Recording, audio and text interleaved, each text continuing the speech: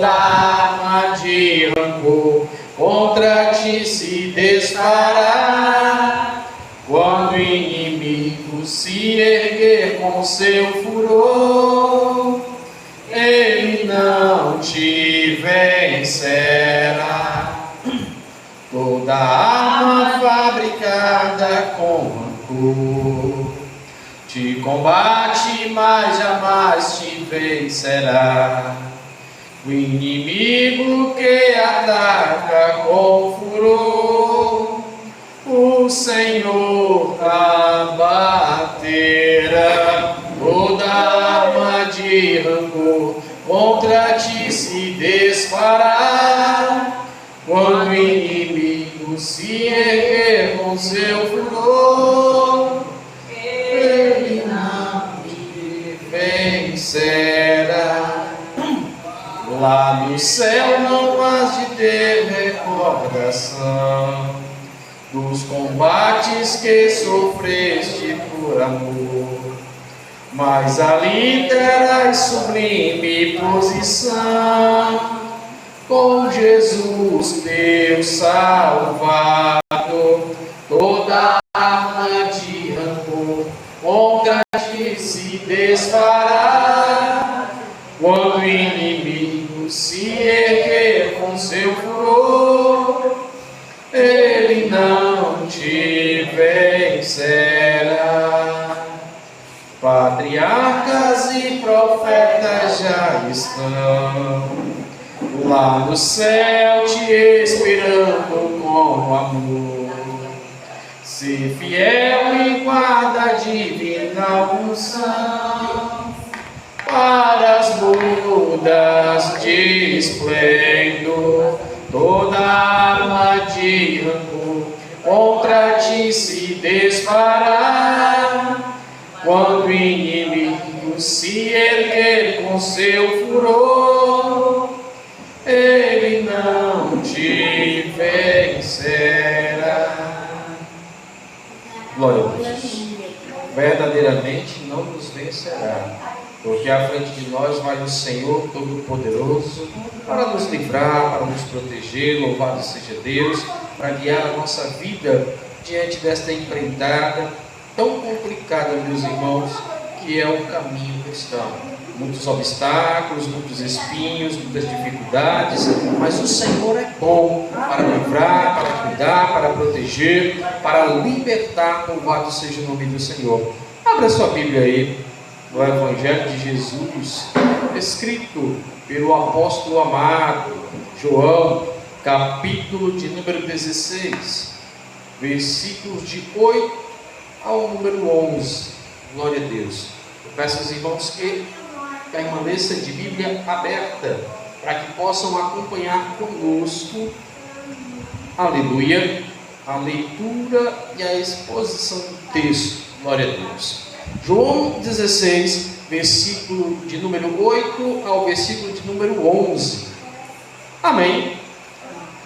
Glória a Deus. Sentado mesmo, irmão. Diz assim a palavra do Senhor: quando então ele vier, convencerá o mundo do seu pecado, da justiça e do juízo. Do pecado, porque a humanidade não crê em mim. Da justiça, porque vou para o Pai e vós não me vereis mais. E do juízo, porque o príncipe deste mundo já está condenado. Glória a Deus. Meus irmãos, esse texto, Jesus refere-se ao Espírito Santo. O Espírito Santo de Deus, ele tem poder de convencimento. Muitos fizeram caricatura de que o Espírito Santo de Deus seria aquele pássaro, uma pombinha, aquele pássaro que paira sobre a cabeça das pessoas. Mas o Espírito Santo, ele também é professor. O Espírito Santo, ele também é proveniente de Deus. O Espírito Santo é a terceira pessoa da Trindade. O Espírito Santo é quem convence o homem da necessidade do arrependimento, para a justiça, para a santificação, de acordo com a obra do Espírito Santo na vida do crente. Louvado seja Deus. Então, meus irmãos, quando o Espírito Consolador vier, convencer convencerá o mundo do seu pecado e justiça. As pessoas cairão em si e observarão que destituídos estão da graça de Deus, que vão ter que apelar para a misericórdia. Talvez alguns, quando se derem conta, a porta da graça já estará fechada, já não restará mais arrependimento e somente lamentação.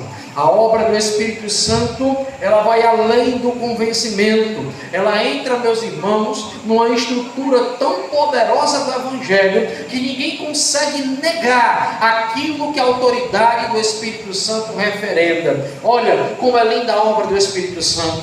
Alguém cheio de Deus te apresenta uma passagem bíblica que você necessitava ouvir para edificar, para exortar, para admoestar, para corrigir, para aquilo que apraz a vontade de Deus. É lindo a obra do Espírito Santo, meus irmãos, quando este mesmo Espírito nos visita, dizendo que precisamos de mudança, que precisamos observar, aleluia, que precisamos fazer mais, que precisamos estar cada dia, louvado seja Deus, debruçado na verdade do Senhor. Porque, meus irmãos, é a verdade que faz com que duas coisas importantes aconteçam na nossa vida. A primeira se chama unção, a segunda se chama habitação do Espírito Santo.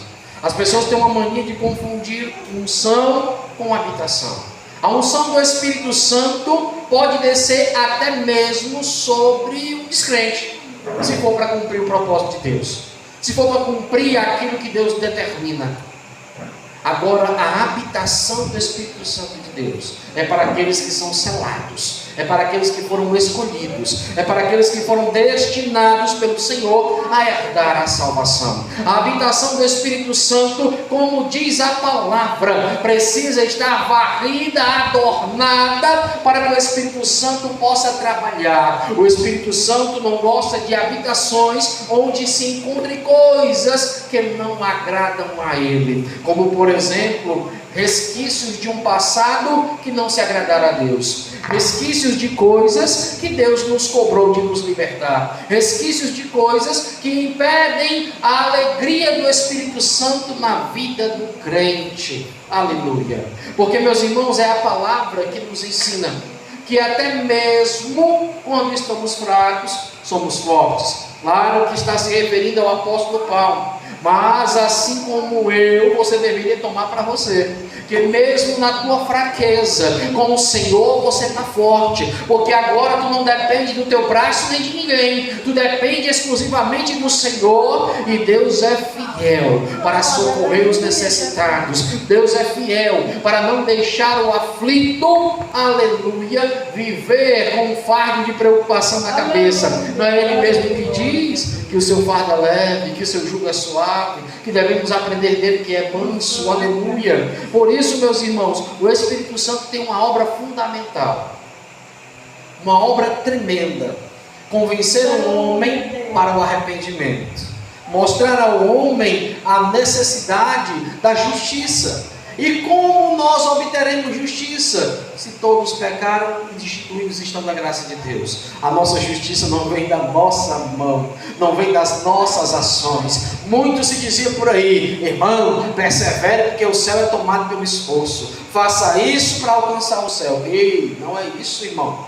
Mudaram a ordem das coisas. Eu persevero porque confio. Eu faço o bem para mostrar que tenho fé, não para granjear alguma coisa. O que ensinaram a gente é que se eu falasse mais em línguas era mais espiritual, se abençoasse mais, fizesse mais caridade, iria para o céu. E não é assim, porque a fé sem obras ela é morta, e as obras não justificam ninguém. Quem nos justifica é a fé no Filho de Deus que veio tirar o pecado do mundo. Glória, glória. Aleluia! Sabe o que é mais lindo ainda, irmão?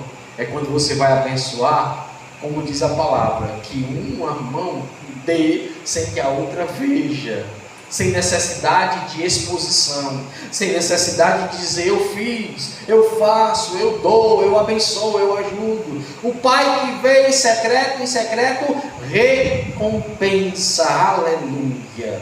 Louvado seja Deus. E ainda, meus irmãos, na humildade que é dada pelo Espírito Santo, Quando Deus usar da tua vida como instrumento, seja grato à ação do Espírito Santo e diga: aleluia, não fui eu, foi Deus. Não fui eu, foi o Espírito Santo. Não sou eu quem faço, não sou eu quem opero. Quem opera é o Senhor.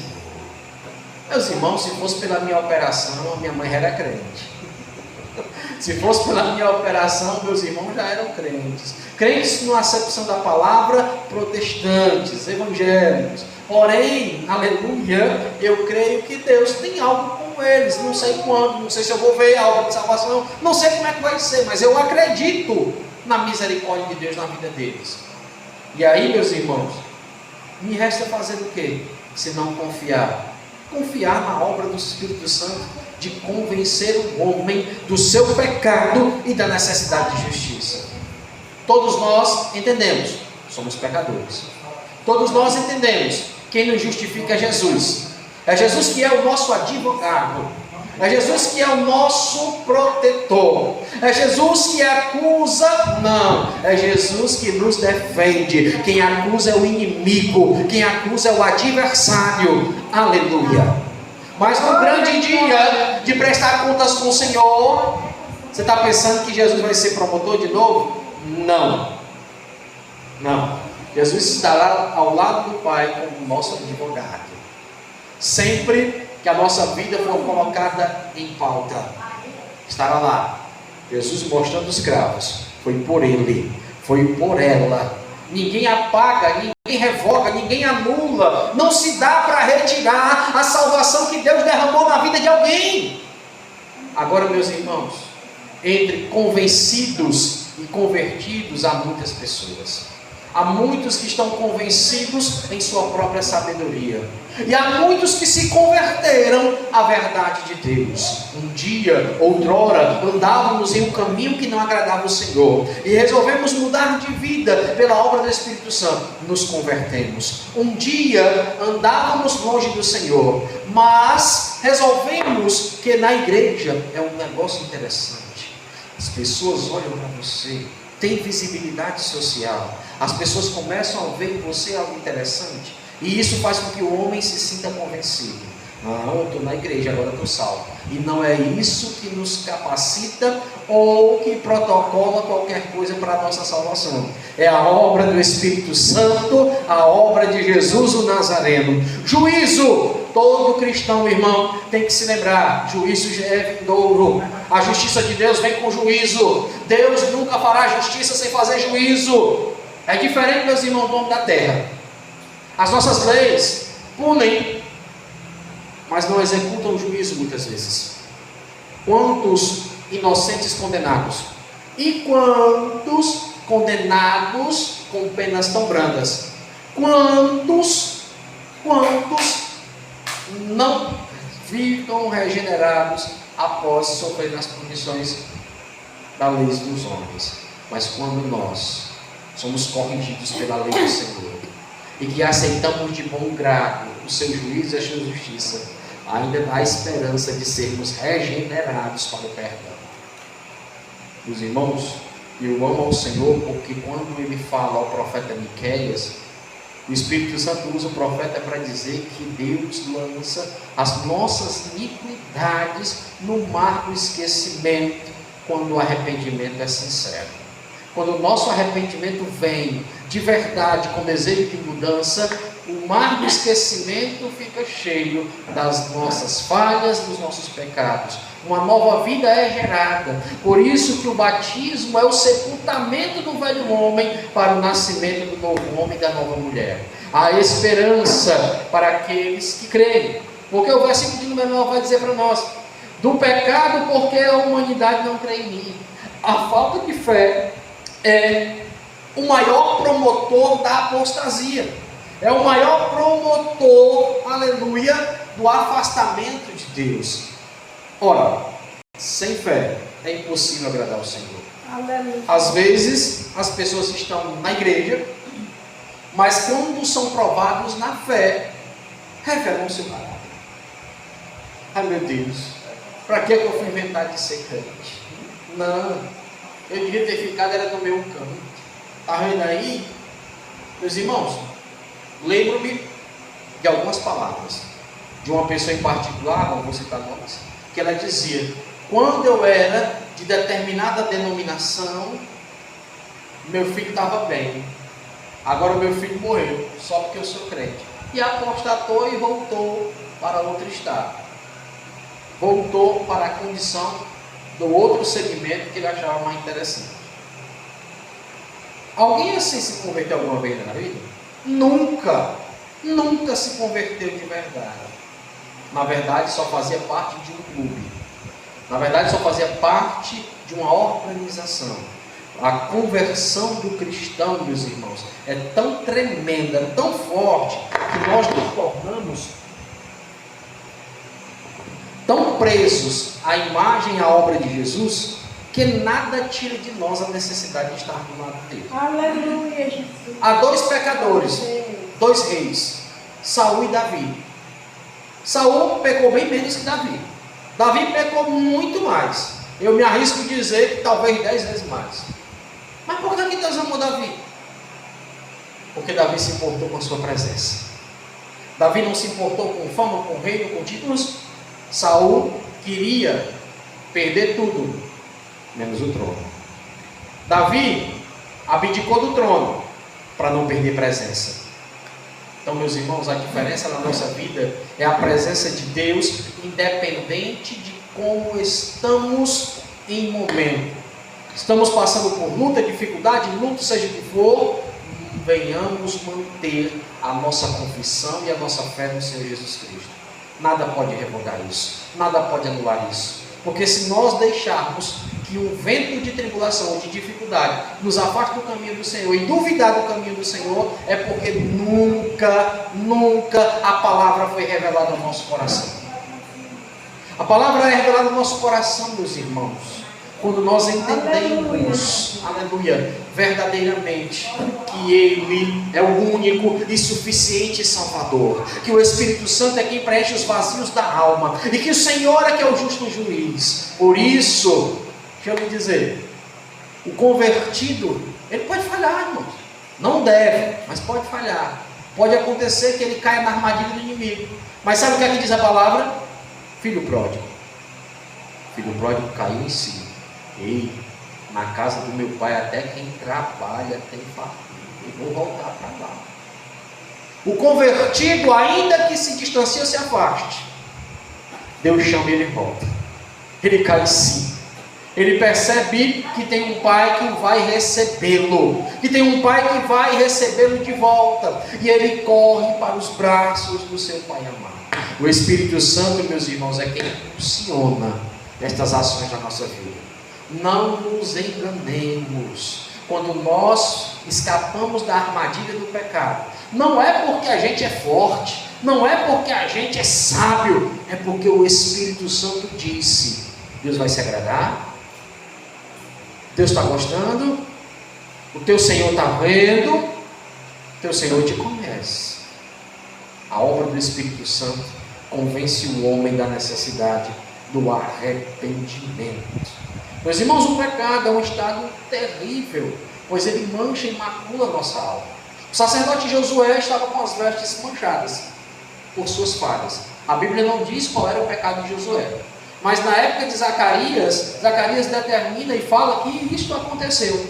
E para que o diabo não acusasse o sacerdote de Deus, o sacerdote ora por perdão. O anjo do Senhor vem e troca a veste da acusação pela veste de purificação. Um perdão de Deus é concedido e as vestes são trocadas. Assim o pecado, ele faz nódoa. Ele deixa uma nódoa no nosso corpo espiritual. E se nós conseguirmos entender a necessidade de se arrepender todos os dias, nós vamos conseguir, meus irmãos, vencer o pecado. Nós vamos conseguir lutar ferrenhamente contra o pecado que nos chama, porque nós temos um auxiliar chamado Espírito Santo. O Espírito Santo que te selou, irmão, ele te conduz a uma nova vida, a uma nova esperança, a um entendimento, a um culto racional, a compreensão da verdade, a um desejo de conhecer a palavra de Deus. Meus irmãos, o Espírito Santo, ele tem uma obra interessante, que é a de regeneração.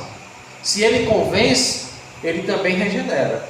Abra sua Bíblia em Tiago, capítulo 3. Epístola do irmão Tiago, capítulo 3, versículo de número 5. Olha que coisa interessante. Tiago 3:5 diz o seguinte: do mesmo modo a língua é um pequeno órgão do corpo, no entanto se vangloria de realizações. Vede como um bosque imenso pode ser incendiado apenas por uma fagulha. Semelhantemente, a língua é fogo, um mundo de iniquidade. A língua está localizada entre os órgãos do nosso corpo e pode contaminar a pessoa por inteiro. E não somente põe completamente em chamas o curso da nossa existência, como também acaba ela mesma incendiada pelo inferno. Meus irmãos, a obra do Espírito Santo é impedir que nós, com os próprios lábios, venhamos nos condenar. Que nós, pela nossa própria boca, venhamos nos afastar daquilo que é o caminho vivo que Ele preparou. Mas o apóstolo Tiago, ele faz questão de refrisar, de fazer com que essa informação não seja esquecida pelos irmãos. É um pequeno pedaço de órgão, mas que pode condenar o corpo todo. Em relação ao pecado, é a mesma coisa. Um pequeno pecado pode contaminar o nosso corpo todo. Quanto mais um pecado de blasfêmia, quanto mais um homicídio, quanto mais, meus irmãos, os pecados de gravidade que necessitam de disciplina e correção. Por isto, aleluia, a palavra do Senhor nos leva a refletir como estamos agindo perante ao Senhor quanto à obra de regeneração do Espírito Santo. Tito, capítulo 3, também diz assim, versículo 5: não por causa de alguma atitude justa que a gente possa ter praticado, mas devido à sua bondade, Ele nos salvou por meio do lavar regenerador e renovador do Espírito Santo. Olha a parte B do versículo. Ele, Cristo, nos salvou por meio do lavar regenerador. Nos lava do pecado, o Espírito Santo. E a obra de regeneração, o que é regenerar? É gerar de novo. Gerar de novo uma nova vida. Aquele homem pecador, quanto mais, já não mais existe. Agora existe um homem convertido, humilhado na presença de Deus para ser exaltado no céu. Agora não existe mais aquela mulher entregue às vontades da carne e à bebida, mas existe uma mulher renovada, restaurada, cheia da unção e do poder do Senhor, cheia da habitação do Espírito Santo. A obra do Espírito Santo regenera e renova. A renovação que é dada pelo Espírito Santo, aleluia, é aquela, meus irmãos, que Paulo descreve aos irmãos de Corinto. Ainda que o nosso homem exterior se corrompa, o interior se renova de dia em dia. O homem exterior se corrompendo, a velhice chega, as enfermidades chegam, a nossa pele se deteriora, vai envelhecendo, as dificuldades vão aparecendo, mas todo dia há um renovo do Espírito Santo na nossa vida, renovo de esperança, renovo de fé, renovo de comunhão com o Senhor Jesus Cristo. Precisamos lembrar que o Espírito Santo trabalha, aleluia, de forma tremenda. O versículo 6 diz assim, ó: esse Espírito Santo, regenerador, renovador, Cristo derramou copiosamente sobre nós, com sua generosidade, pois Ele é Cristo Jesus, nosso Salvador. Meus irmãos, a bondade de Deus, ao derramar o Espírito Santo sobre as nossas vidas, para que nós pudéssemos nos tornar semelhante a Ele, neste processo, nesta caminhada. Ainda haverá o zunido da trombeta, a voz do arcanjo, mortos ressuscitarão primeiro, os que estiverem vivos serão transformados, para que sejamos a imagem e semelhança do Senhor. Mas aqui é a preparação para as bodas do Cordeiro. É a preparação para a obra do Espírito Santo ser completa na nossa vida. O meio em que o Espírito Santo age, meus irmãos, é a obra de Deus. O Espírito Santo tem liberdade para agir na igreja, para agir ali e acolá, pois ele usa dos crentes. A igreja é todo aquele que faz parte do corpo de Cristo, é todo aquele que leva a bandeira da fé, é todo aquele que não nega o seu Senhor e Salvador, e portanto compreendeu que a obra do Espírito Santo, ela não se limita às paredes da igreja, ela alcança os becos, as vielas, ela alcança os homens e mulheres caídos nas calçadas, esquecidos nos hospitais, abandonados nas prisões. O Espírito Santo e sua obra são necessários a toda a esfera, camada e instituição da sociedade. A obra do Espírito Santo, ela é tão linda e tão tremenda que encontra vários opositores. Ora, meus irmãos, o que vai acontecer já já? Eleição. E o que nós precisamos atentar enquanto cristãos? Eu não quero falar sobre política, mas quero lhe atentar para alguma coisa importante. Tenha cuidado ao exercer o seu direito de cidadão. Examine se há alguém que possa pensar nos valores e princípios que a gente crê. Família, louvado seja Deus, amor, paz. É isso que a gente tem que observar. Porque, meus irmãos, já pare para pensar e repare aí.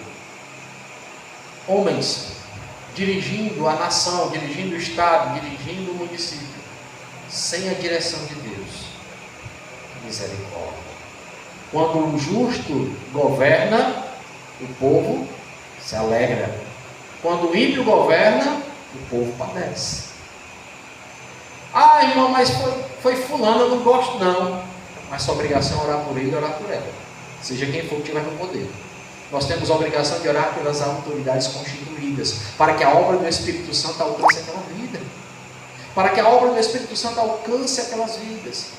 E mais importante ainda, meus irmãos, pegando esse tema, tenha cuidado. Nesse período, todo mundo é de Deus, todo mundo é cristão, todo mundo é bom, todo mundo pega na mão, todo mundo visita, todo mundo come no chão da sua casa. Todo mundo é bonzinho. Peça o Espírito Santo para direcionar a sua decisão. Ele derramou copiosamente sobre nós com toda generosidade, ao favor de Deus. O favor de Deus derramando o Espírito Santo. Irmãos, o que o Espírito Santo faz é algo muito lindo, porque a alegria de Deus é a nossa força, e Ele nos enche desta alegria. O Espírito Santo, ele tem sabedoria para guiar os homens pelo vivo caminho que Jesus preparou. Então o Espírito Santo nos ensina com boa, perfeita e agradável é a vontade de Deus. É o Espírito Santo que nos faz tirar lição das tribulações. Ora, meus irmãos, o crente sem o Espírito Santo na tribulação, ele fica se acabando, entende de se desviar. Mas o crente com o Espírito Santo na tribulação, ele entende. Na enfermidade, Salmo 86, é o Senhor que afofa o leito da minha cama. Ele está comigo na enfermidade. Ele está comigo para me livrar das doenças. E se Ele não me livrar, Ele é Deus na minha vida ainda. Ora, o Espírito Santo é que nos convence. Tudo que estamos passando de dificuldade é um ensinamento de Deus. Faz parte do propósito de Deus. Faz parte da escola de Deus para a minha vida. Meus irmãos, os discípulos enfrentaram uma tempestade, vento, água entrando dentro do barco, em tempo de se partir a embarcação. Aí eles vendo que não tinha mais jeito: mestre, não te importa que pereçamos? Aí o Senhor repreende o mar, calma o vento. E o que é que acontece logo em seguida? Jesus olha para ele e diz assim: por que vocês estão tímidos? Porventura não tem desfé? O Espírito Santo, meus irmãos, ele retira de nós a timidez de clamar por quem pode. Agora Deus não quer que você seja um mendigo espiritual. Meu Deus, me dá, me dá, me dá, me dá, me dá, meu Deus, me dá, me dá, me dá, me dá, me dá, me dá.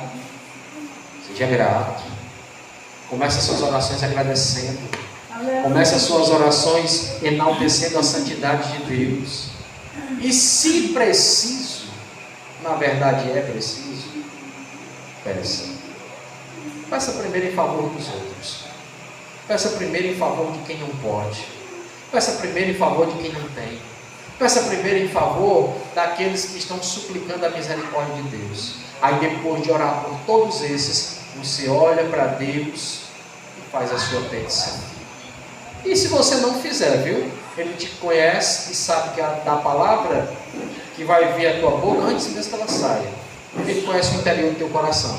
E é poderoso para fazer muito mais do que você pediu, o que você pensou.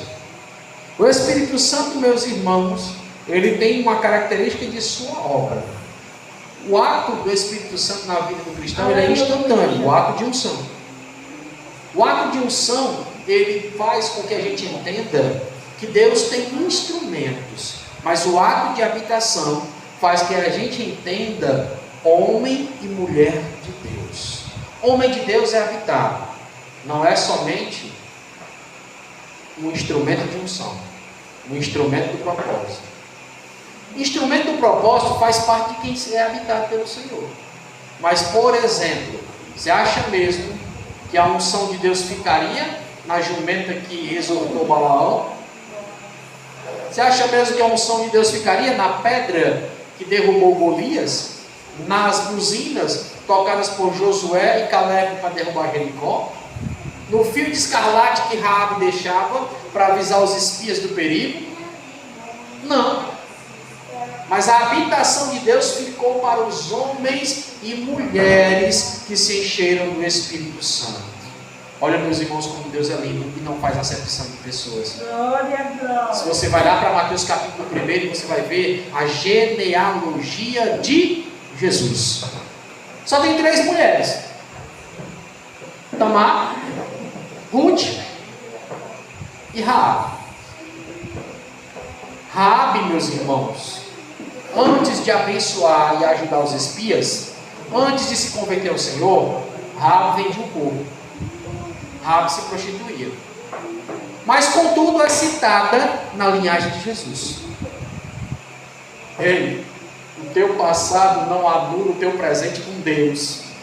O teu passado não impede do teu futuro com Deus ser melhor, infinitamente maior e melhor do que o que foi. O que você viveu no passado, o que você teve de eis isso, eis aquilo, não apaga o plano de Deus para a tua vida. Raabe, ao perceber quem era o Deus de Israel, foi usada, ajudou os espias para que eles pudessem ter êxito. Ruth, quem era Ruth? Ruth era moabita. Meus irmãos, pense num povo que perturbou o povo de Deus. Povo de Moabe, povo da Filístia, povo de Edom, povo de Amon e alguns heteus. Perturbaram o povo de Deus. Aí está aqui Ruth, moabita, ex-sacerdotisa do Deus Quemos. Deus esse que exigia sacrifício de crianças que eram colocadas em uma caldeira fervente dentro de uma imagem, e essa imagem incinerava as crianças por estar muito quente e a criança derretia em sinal de sacrifício a esse Deus. Ruth vai do paganismo, da idolatria, para a linhagem de Jesus. Olha Deus nos falando para você: na tua família tem idólatra? Na tua família tem alguém que serve a um outro Deus, a um Deus pagão, ou a uma divindade que cultua imagens? Se eles quiserem, tem espaço aqui. Se eles quiserem, tem espaço na obra de Deus. Meus irmãos, o idólatra pode se converter. O sacerdote do Deus pagão pode mudar o curso do seu caminho. Ruth é o exemplo, aleluia, de alguém que se converteu ao Senhor para ser restaurada. E quem é a terceira mulher? Tamar. Os irmãos conhecem a história de Tamar? Tamar é a nora de Judá. Judá, filho de Jacó, tinha 3 filhos.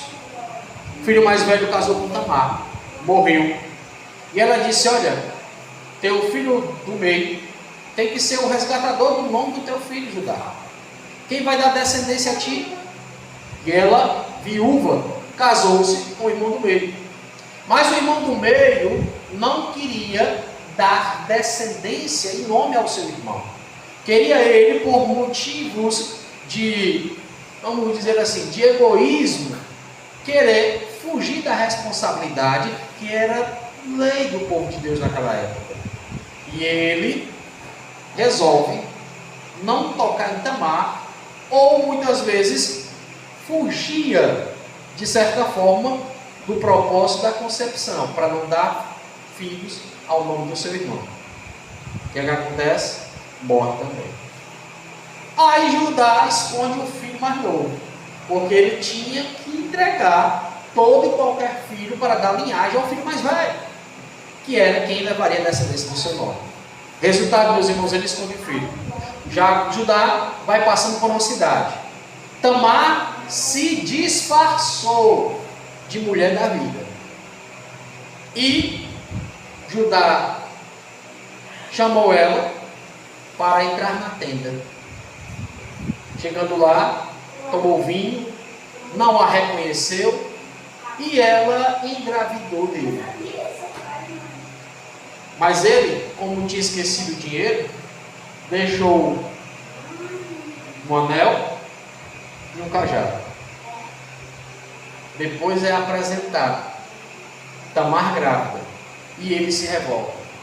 Você é uma infiel, tem que ser apedrejada. Como pode você estar grávida se os meus filhos morreram, você não tem marido? Aí ela disse: você escondeu o seu filho. E ele insistiu: ainda assim, você tem que ser apedrejado, pois você traiu a linhagem e o nome do meu filho. Ela disse: pois eu engravidei desse homem que tem esses pertences. E entregou a ele um cajado e um anel que lhe pertencia.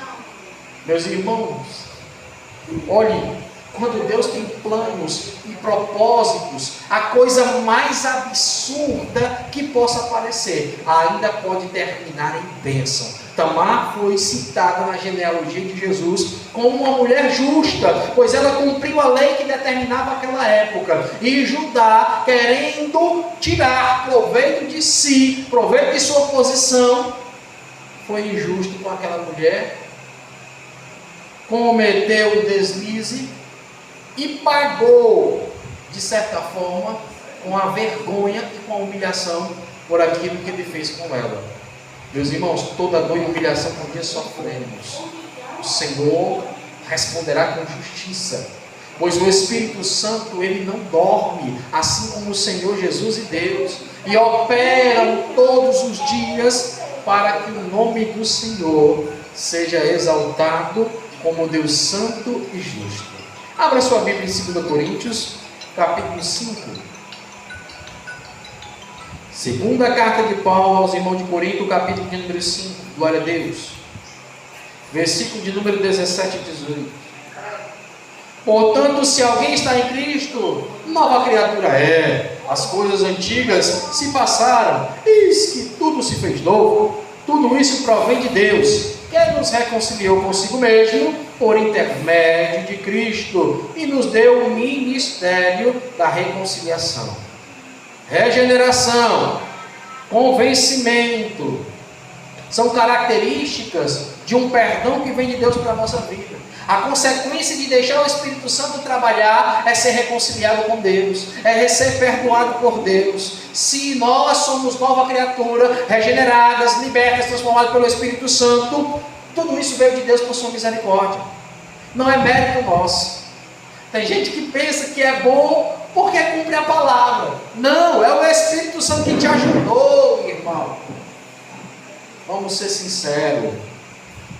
Se José não corre, José caía. Se Davi não olhasse pela janela, Davi não tinha atraído Urias para a cilada, nem tampouco se deitado com Batseba. A questão é o Espírito Santo. A questão é o Espírito Santo que tanto nos alerta, tanto nos ensina, e que se nós tivermos a nossa mente cauterizada, o pecado habitará em nós, não haverá freio. Os dons do Espírito Santo estão lá em Gálatas como referência para a nossa vida. As consequências de ser habitado pelo Espírito Santo são a regeneração, o perdão e a reconciliação dada por Deus. Reconciliar, voltar a ter consigo, voltar a ter comunhão, voltar a ter intimidade. Deus nos chamou para ser íntimos. Deus nos convida, meus irmãos, a um arrependimento sincero e uma vida com Ele. Glória a Deus. Meus irmãos, abra sua Bíblia em Gálatas, capítulo de número 5.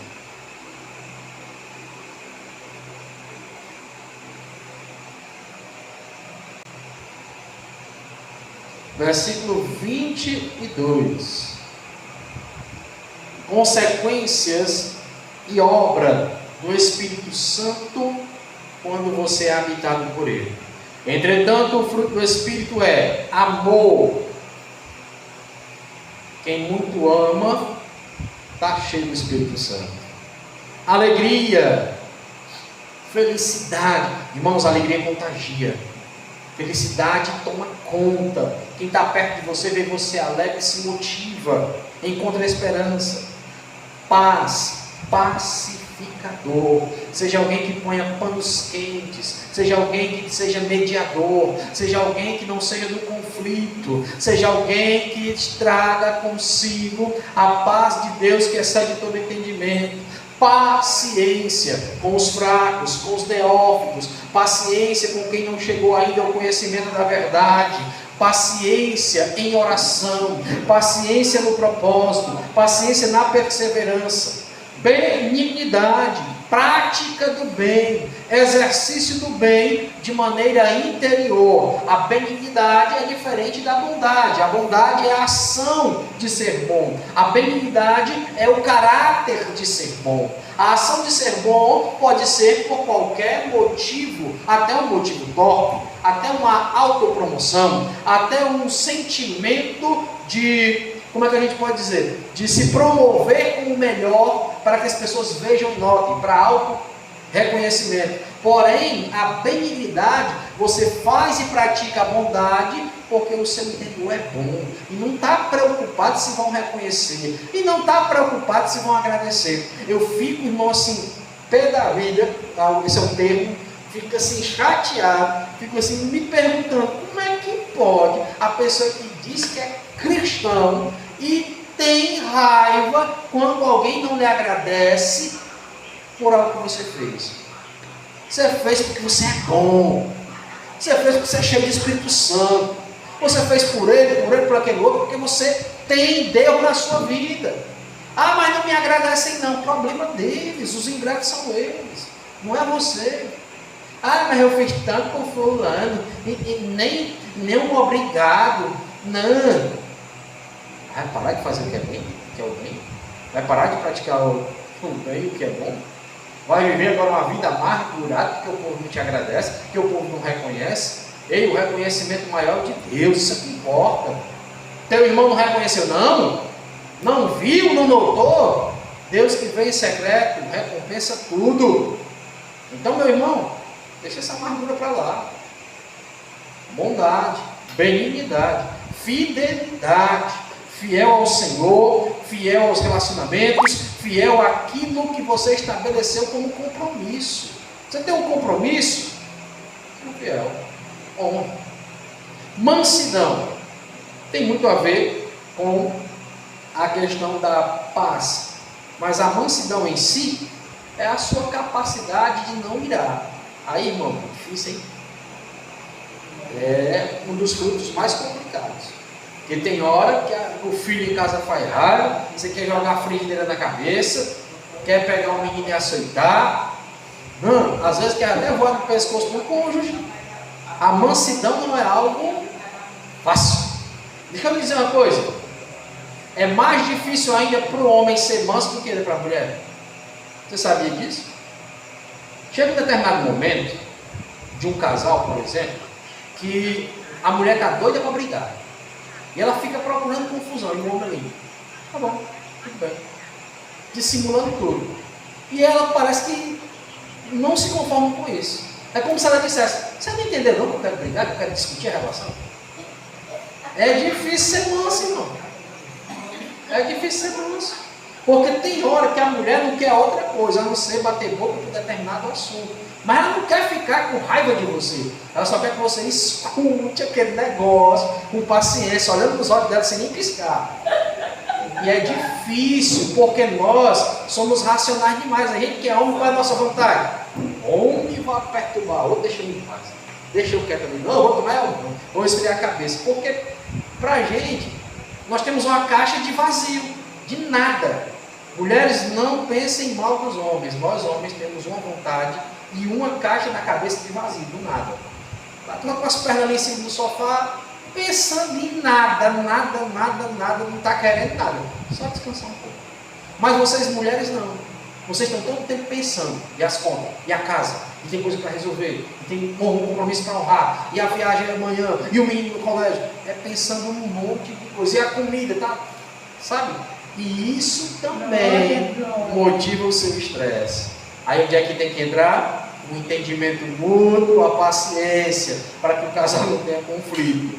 Mas é difícil ser manso quando se é casado.